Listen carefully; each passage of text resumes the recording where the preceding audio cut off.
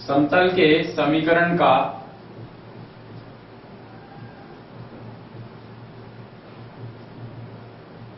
अंतःखंड रूप,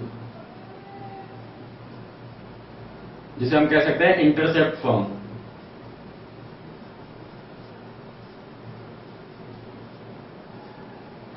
अंतःखंड रूप यानी कि एक ऐसा समतल जो तीनों अक्षों पर क्रमशः ए, बी और सी के अंतःखंड काटता हो। अर्थात अगर हम बात करें एक ऐसे कार्तीय तल की जो तीनों अक्ष एक्स, वाई और जेड रखता है और इसमें एक समतल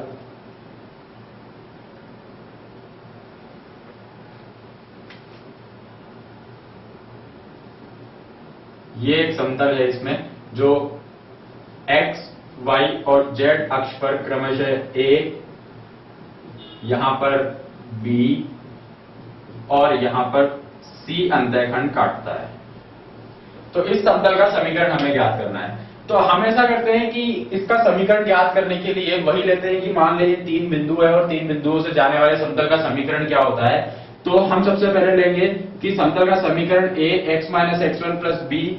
y minus y1 plus c z minus z1 बराबर 0 होता है। तो बिंदु a 0 0 से अगर हम इसको लेकर जाएं, अगर हम a की बात करें तो यहां हम ये कैपिटल A ले लेते हैं, ये कैपिटल B और कैपिटल C ले लेते हैं। तो a x minus a plus b y minus 0 plus c z minus 0 बराबर 0। अब हम कहें कि यदि यही समतल बिंदु 0 भी 0 से ज्यादा हो, इसको समीकरण नंबर 1 कहते हैं। और अब ये कहें कि ये 0 भी 0 से गुजरता है, तो हम कह सकते हैं a x की जगह पर हमने रखा 0, तो 0 minus a plus capital B, y की जगह रखा b, तो ये small b minus 0 plus capital C, z की जगह पर रखा 0, तो 0 माइनस 0 बराबर 0, समीकरण नंबर 2। इसी प्रकार से अगर हम इसको बिंदु अगला है हमारे पास 0 0 C से गुजरता हुआ दिखाएं, तो हम ये कहते हैं कि अगर हम x की जगह पर रखेंगे 0, तो ये आ जाएगा a 0 minus a plus capital B, y की जगह पर हमने रखा 0, तो ये हो जाएगा 0 minus 0 plus capital C, z की जगह पर रखा c, तो ये हो जाएगा c माइनस 0 बराबर 0। अब हम यहां क्या करते हैं कि इस समीकरण नंबर 2 और 3 को वज्र गुणा की विधि से सॉल्व करते हैं। वज्र गुणन से अगर हम समीकरण नंबर 2 और 3 को सॉल्व करेंगे,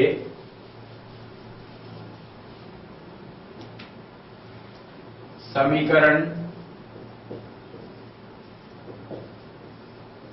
2 और 3 से,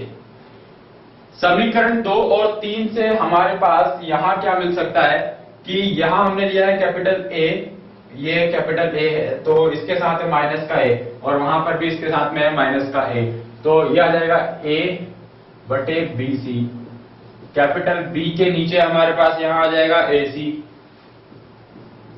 और ये AB, और इन सबको बराबर मान लेते हैं लेमडा के,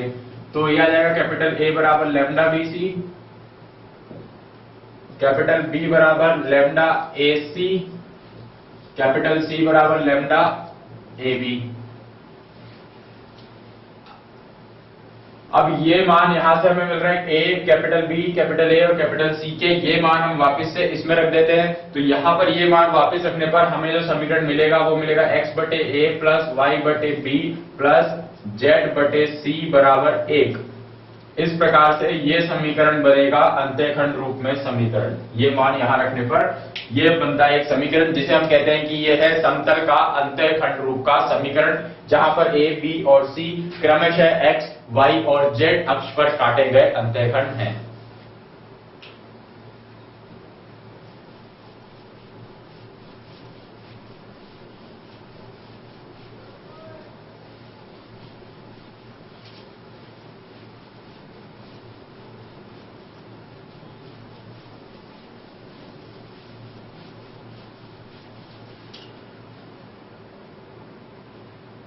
अब हमारे पास एक उदाहरण है कि